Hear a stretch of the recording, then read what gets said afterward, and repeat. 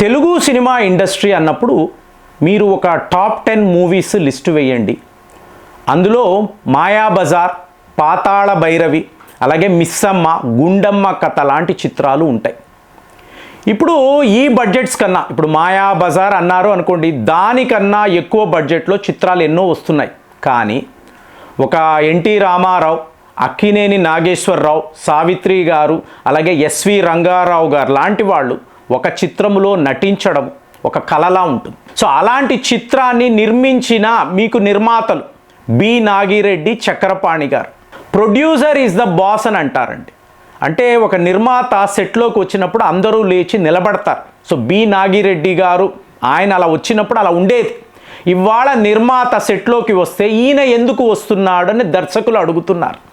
ఒక్కటి గుర్తుపెట్టుకోండి ఫ్రెండ్స్, ఒక హీరోని డైరెక్టర్ క్రియేట్ చేస్తాడు, కానీ ఆ డైరెక్టర్ను ఒక నిర్మాతే సృష్టించగలడు. సృష్టించడం అంటే ఏంటి?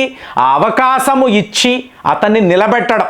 ఇప్పుడు మాయాబజార్లో మీరు శ్రీకృష్ణుడు ఎన్టీ రామారావు గారు, ఆ సృష్టికర్త ఎవరు? మీకు కేవి రెడ్డి గారు. కానీ మాయాబజార్ చిత్రాన్ని తీస్తేనే కదా ఇవన్నీ జరుగుతాయి. ఈ డ్రీమ్స్ అనేవి రియాలిటీగా అవుతుంది. సో అలాంటి ఒక నిర్మాత మీకు బి నాగిరెడ్డి గారు. ఇది బాగా గుర్తుపెట్టుకోవాలి.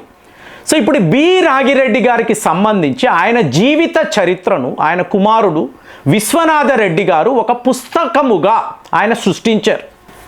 ఇదేనండి ఆ పుస్తకము.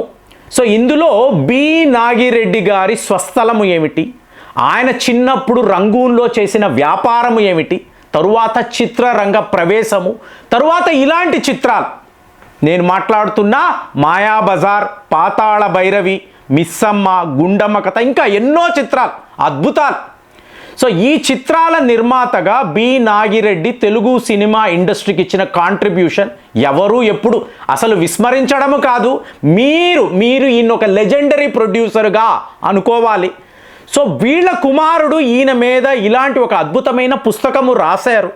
ఇప్పుడు ఇది ఎందుకండి ప్రేమ్ గారు మీరు మాట్లాడుతున్నారు అంటే, మా నాన్నగారు ఎన్నో ఏళ్లుగా ఈ సంస్థలో ఉద్యోగము చేశారంటే, విజయవాహిని స్టూడియోస్ అంటారు. ఆ రోజుల్లో ఆసియా ఖండములో ఒక అతిపెద్ద స్టూడియో. ప్రముఖ నటులంతా ఈ స్టూడియోకి ప్రతిరోజు వచ్చేవారు. ఎన్టీ రామారావు గారైతే నెల జీతానికి ఇక్కడ ఉద్యోగము చేశారు అంటే ఎవరైనా నమ్ముతారా? ఇదంతా వాస్తవాలు. కాబట్టి ఈ పుస్తకంలో బి నాగిరెడ్డి గారికి సంబంధించిన అద్భుతమైన వివరాలు ఉంటాయి. ఎటొచ్చేది ఇంగ్లీష్లో ఉంటుంది. కాబట్టి నా రిక్వెస్ట్ ఏమిటి అంటే, మీకు తెలుగు సినిమా ఇండస్ట్రీ ఏమిటి, ఇందులో బి నాగిరెడ్డి గారి కాంట్రిబ్యూషన్ ఏమిటి, అసలు ఈయన జీవిత చరిత్ర ఏమిటి తెలుసుకోవాలి అనుకుంటే ఈ పుస్తకాన్ని కొనండి. ఇదైతే మీకు ఒక అద్భుతమైన జర్నీలా ఉంటుంది. నాకైతే ఒక కళలాగే అనిపించింది. ఎందుకంటే మా చైల్డ్హుడ్ అంతా కూడా ఈ గేట్స్ వద్దే, విజయవాహిని స్టూడియో గేట్స్ వద్దే గడవడం మా అందరికీ కూడా తెలుసు. కాబట్టి ఈ పుస్తకము మీకు ఒక ఎక్స్ట్రాడినరీ జర్నీ అని చెప్పాలి.